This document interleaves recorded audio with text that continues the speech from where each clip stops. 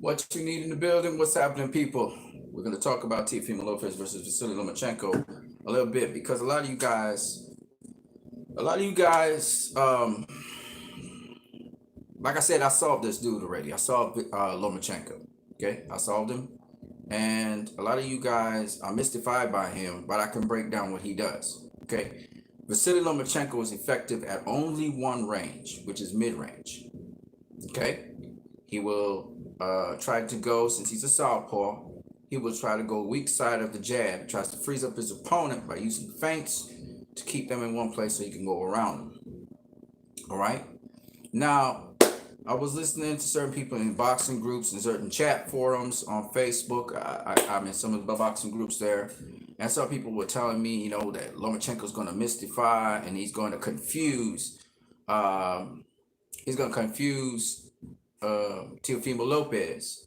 And a lot of you guys need to go back and watch some of the earlier interviews that Teofimo Lopez had on ESPN with Max Kellerman, etc.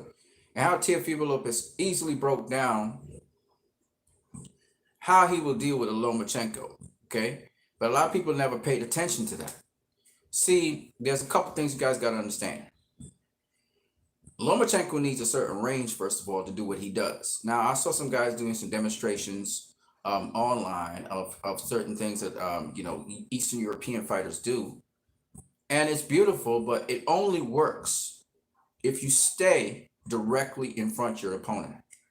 That is to say, you're coming at them in a straight line or you're staying put where you are. Those things work. Okay, when you have the reach advantage, you have the height advantage. Teofimo Lopez has a reach advantage on Vasily Lomachenko. When you have the reach advantage, it's going to be very hard for your opponent to do those things because he cannot get into mid-range. That's the first thing. The second thing of all is guys like Teofimo, guys like Devin Haney, guys like Ryan Garcia, Javante Davis, they do sometimes jab in one plane in a straight line, just come forward, go backwards. But when you jab off the pivot, it takes an angle. It means you turn, and you're turning your opponent at the same time. It's very hard to do those maneuvers. So the only way you could really pull a maneuver, that is to say outside pivots or inside pivots. Let me explain what I mean by that. I'm going to go orthodox for a minute with you guys so you can understand. So this is me in the orthodox stance here. This is my jab in hand, okay? So if I go to the outside of this jabbing hand, which will be over here, that's called an outside pivot. So let's say I slip your jab and I pivot to the outside. My head is here, I slip the jab, and then I pivot this way. Okay, now I'm to the outside of this jab. Okay, an inside pivot is if I slip the jab on here, maybe pop a jab as well myself to keep you occupied, and then I pivot this way. This is to the power hand, which means if I jab, and I throw a power hand, I'm going to be over here where I can hit you, snipe you. But that only works. This is what Lomachenko feeds off of. That only works when your opponent is frozen and he's not moving, or he's coming down a straight line like this one, straight at you, straight line, okay? So it doesn't work if the opponent, let's say for instance, I jab, but I pivot. Now I've created this angle here. And it's also very hard for you, unless you got lead foot dominance, you still have to come to the side of me. Now, it'd be easier to do an outside pivot where you go outside of my jab to weak side. We call this the weak side because I can't punch you across my jabbing hand. I have to pivot to do that. So, okay, you guys can understand the boxing. That's why I told you it's boxing. You got to understand boxing. If you don't understand what's going on in that ring, it won't make no sense to you, okay? So what Lomachenko does, this is his game plan. He has to come straight down the center, okay? How he does is he slips the jab, throws the lead left hand, he hits you to the body, to the head, he uses feints to set it up, and then he goes weak side. And that's where he throws off his combinations where you can't hit him back with a combination until you pivot into place and see him. That's his bread and butter shot. Now, he can also come down. He can also wait for you. He throws. He might even go weak side here, all right? And then when you throw your right, if you're not throwing your right hand, he might stay right over here, and then he might roll under and come across here to this side. So you throw your right hand. Now he's weak side. Now you've created a weak side because your hand's firing here, so he can counter you over here. So he basically, Lomachenko does those kinds of things. Or he may feint you, make you throw the right hand, then pivot this way. But all the time you're frozen. You're not moving. If anything, you're moving straight at Lomachenko. You're not throwing the right hand and pivoting. Because if you pivot, then you'll clash into him. Okay? And not only we clash into him, but sometimes it's just very awkward. Okay? But this is what Lomachenko does. Okay? He attacks you weak side, so you can't attack him. Which is sensible. And it's something that Manny Pacquiao does as well. And he's southpaw, so it kind of feels weird with the angles. But at the end of the day, that's basically what Lomachenko feeds off of.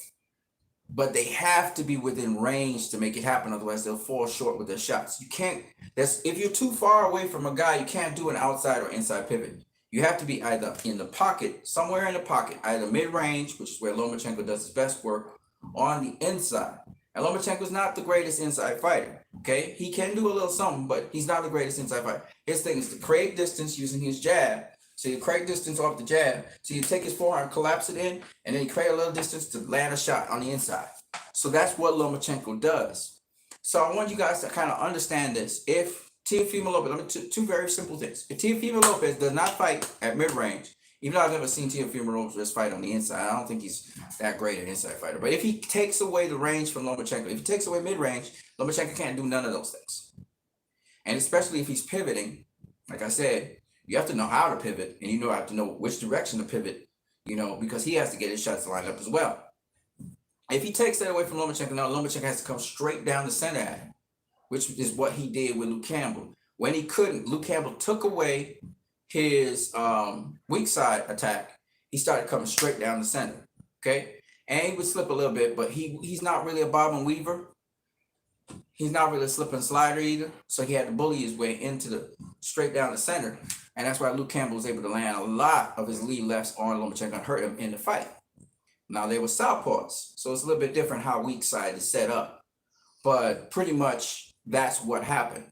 That's why it came up to straight up battle. And when Lomachenko fought enough that he could get back to weak side attack, he took it whenever he could. The next thing that Luke Campbell didn't do, and I tried to explain this to you guys because I told you the game plan. I know how to beat Lomachenko. Trust me, I know how to do it. I can create a game plan to beat him. The other thing that you guys don't understand is this. And this is something Luke Campbell failed to do. When Lomachenko realized he didn't have access point and Luke Campbell had pushed him back, Luke Campbell should have kept on pushing him back because Lomachenko was out of position. That's why he had to circle. He had to circle all the way out. Yeah, sorry about that. It just kind of cut for a minute.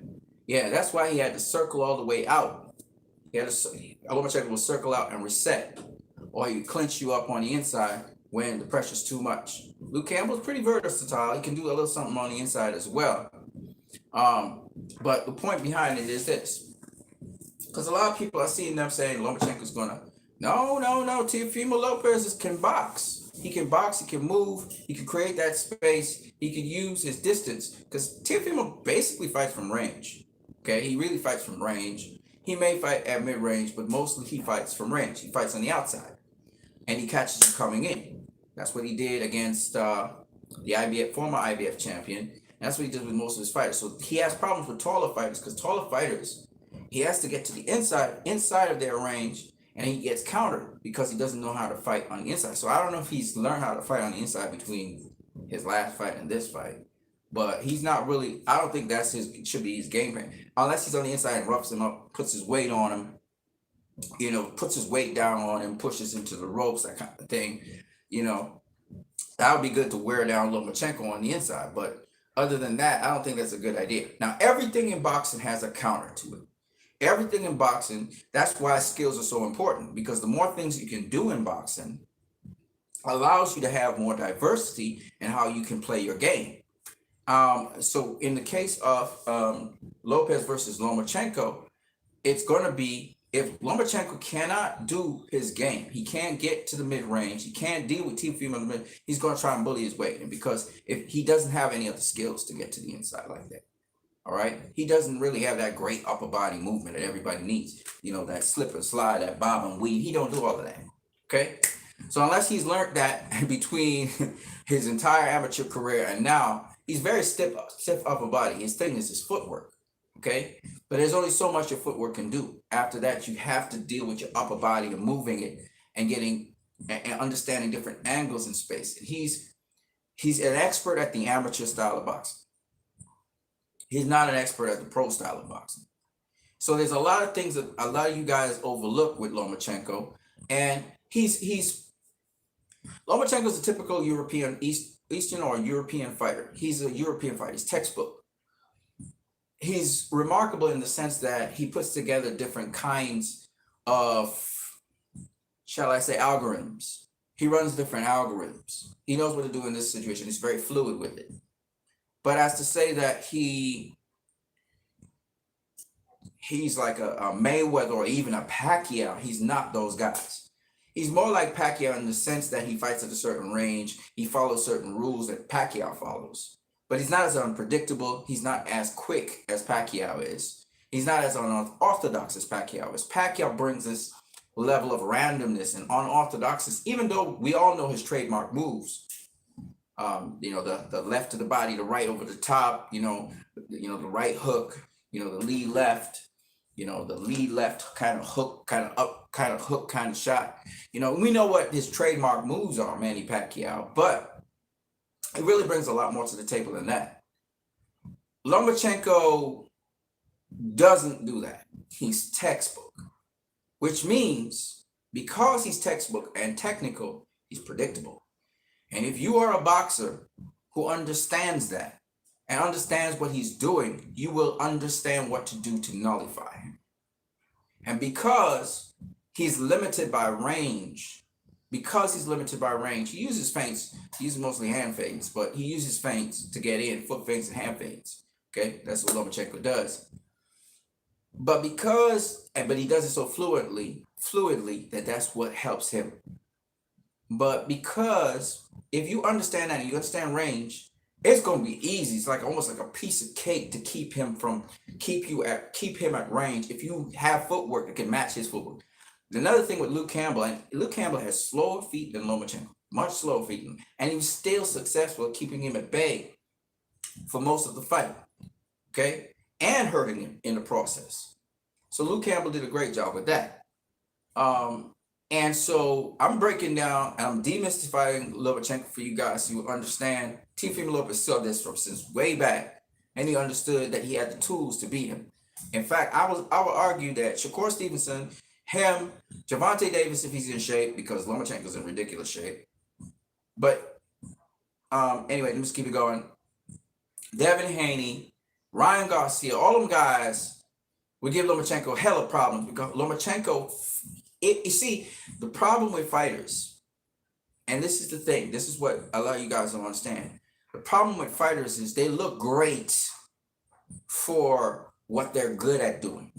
When you take away what they're good at doing, whether it's you take away their range, you take away their power hand, their left hook, whatever you take away from them, when you take away certain things from them, now we have to see how much other skills or tools they have in their tool bag, right?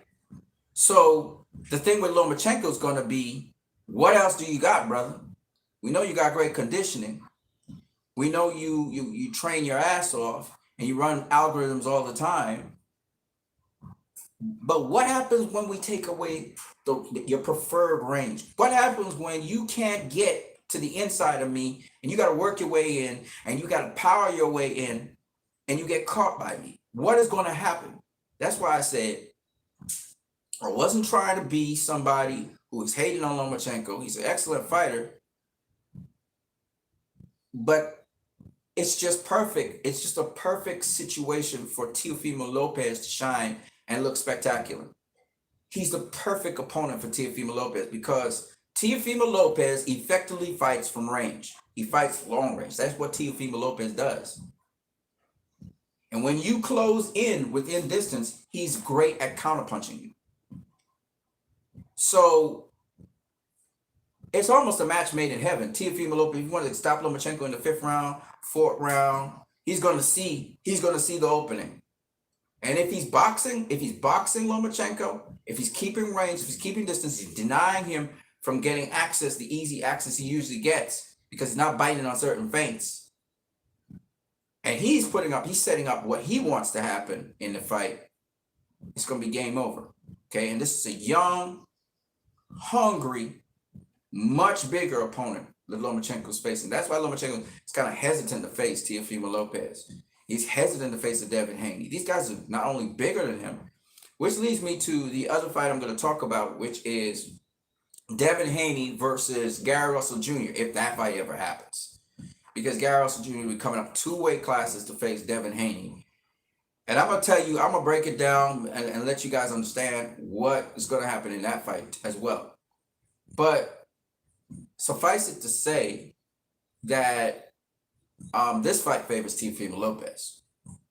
And I just wanted to put it out there because a lot of you guys, I understand you're Lomachenko fans, and I'm a Lomachenko fan myself. I'll be happy if he wins, but the way how the fight's set up, the styles that bring this fight to the table. If Teofimo's stupid enough to stand in front of Lomachenko, well, he's going to get butchered. You know what I mean? And let him come into mid-range.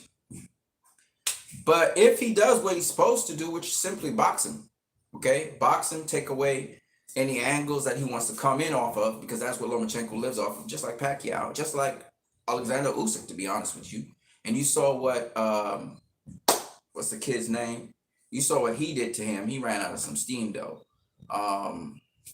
He fought at cruiserweight. He really wasn't fighting at heavyweight and came down to cruiserweight to fight Usyk. It's going to come to me in a minute. Michael Hunter, the bounty hunter. You saw what Michael Hunter did to him for 10 rounds. Then he faded in the 11th and 12th. And Usyk put the beating on him because he slowed down. When you slow down, you can't match the pivots. You can't match the foot speed, the footwork. You end up being stationary a lot. And that's the thing that a lot of people don't understand. Michael Hunter seems to always have problems with gas in his gas tank. But because the same thing happened with Povetkin. But I just want to say that if you look at Usyk even versus what's the guy's name? He was at cruiserweight, Tony Bella. Tony Bella was doing a number on Usyk, right? But again, Belly ran out of gas. Now, credit to Usyk, he did land a couple really solid, hard body shots as the fight was going down. But Bellew faded. He faded in the fight. And because he faded, he was outboxing him easy, right? So what I'm trying to explain to you guys is, as much as the European style is great and that footwork is effective if your opponent is frozen, he's not moving, or he's moving down a straight line. It only works if you're moving down a straight line. And boxing is a 3-dimensional sport. So let me break down a couple things for you guys to consider in your minds. Boxing in space, it's 3D space. It's not 2D space, okay? So, 1, you got this plane where I can move this way or that way. I can go so or so. You got this plane where I can move up or I can get low, go down, okay? And there's one more plane where I can come to you or go backwards. Within those planes, those 3-dimensional planes, there's a lot of movement you can make. So we talk about upper body movement. Okay?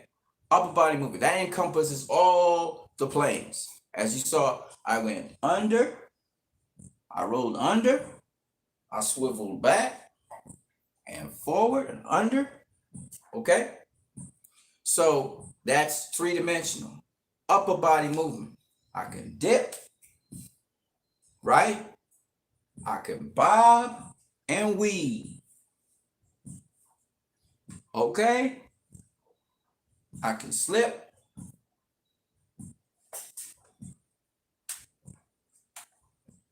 Right? Or if I want, I can snap back. Okay? I can snap back. I can pull, which is a snapback. I can counter. You can counter off all those things. Right? There's counters that are involved. So that's why I try to explain to people, it's not just defense. To be an effective boxer, you must be able to integrate your defense into your offense. So, for example, if I throw a jab, after I finish throwing the jab and I'm bringing back my hand, I can snap back, or I can block, right? Or I can dip, right? Or I can squat down and change levels. There's many different things I can do. And I could do it. I could be squat down, changing levels while I'm firing a shot off the angle. Okay? So with boxing, there's a lot of stuff you can do in space. You can move your upper body. You can move. Your lower body's not moving, but your upper body's moving. Like this. Okay? So there's a lot of things that you must know. And being good, and these are called tools or skills. That's why skills are so important in boxing and perfecting those skills. But you can't just have skills. You can be the most skilled guy in the world. A guy touch you and you fall down and you knocked out. What good is skills if you're not well conditioned? You haven't been putting your body through that pressure, because everybody knows a game plan is great, but that's not the crux of the fight. If game plans could win fights, that would be great. No, it takes now all of this preparation to be able to execute the game plan. What good is it having a game plan if you can't execute it? So it's not just the tools in your tool bag that are important for executing the game plan and getting it right.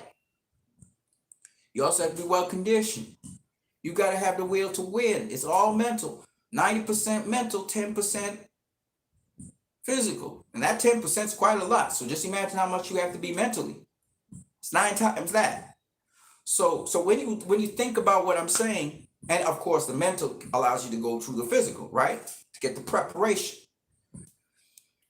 And what a lot of people don't understand is it gets easier and easier the more you are working your preparation. So styles make fights. So Lomachenko is perfecting what he does. Because if he does what he does well, he'll get Teofimo Lopez to fight his fight. And as a result, he's going to run rings around Teofimo Lopez. He's going to run rings around Teofimo Lopez. He's going to give him all the hell in the world. Okay? And he's going to beat him. But if Teofimo Lopez is able to execute his game plan, then Teofimo Lopez has decent feet, decent foot speed and everything. He don't even need it. He just has to have sharper, quicker foot speed than Lomachenko. This is going to be Lomachenko's best opponent. Okay? Not the most experienced, but definitely the more skilled. You look, Teofimo Lopez has great footwork. Okay? He hadn't had to do it too much to display it because he's been knocking out guys left, right, and center. But he has great footwork. Okay? So it's not as easy as you guys think. And if Teofimo Lopez does the simple things, that not just the fundamentals, but also the advanced stuff that he already knows in boxing, he's going to win this fight by KO. All right? The only way is if he blows a hand or his arm goes, he damages himself or hurts himself, then he can box his way to a win. He can box his way to a win. It's just about range. If Lomachenko gets on the inside, if Teofimo Lopez doesn't know how to fight on the inside, he has time up on the inside. The referee might penalize him a point or two for tying up too much. He's not just keeping him at bay. He's forcing him to come inside. It's not just about keeping your opponent at bay. You want him to fight your fight.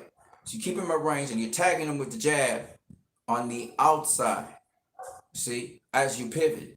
And which direction he chooses to pivot will determine how the fight will go. So, like I said before, Devin Haney knows he can beat Lomachenko as well. Ryan Garcia, come on, man. Ryan would probably get him out of there. As much as Ryan is inexperienced and Ryan chin up in the air and all that shit, Ryan probably, because again, Ryan's long, he's tall, he's taller than Luke Campbell. between, like I said, we're gonna talk about Ryan Garcia versus Luke Campbell after this one. All right. So let me just get this out of the way. So that's it for what you need right now. And this one, I just wanted you guys to bear these things in mind, because a lot of you guys are thinking Lomachenko can run rings around Teofimo Lopez. That's not gonna happen. It's not gonna happen. And Lomachenko has a lot of experience, and he's faced some top tier guys, and he beat them. He beat Guillermo Rigondeaux. He beat Nicholas Walters. He beat Jose Pedraza. He beat I'm just talking world champions right here. Gary Russell Jr. he beat. I'm talking about Gary Russell Jr. versus Devin Haney in a minute. He beat a bunch of world champions. He faced Orlando Salido. He lost, but that was his second fight. Now, my point is, he's beating some names. He's beating some people. So, I just want to make it abundantly clear. Lomachenko has done great things in boxing. He's going to be a difficult style for a number of boxers out there. But I do truly believe that this is a new breed, a new generation of boxers. And his time is pretty much up when it comes to these guys. He's not going to be able to do to them what he did to the previous guys. And he's good. He's a great fighter. Great fighter. Great fighter. What he has done is historic.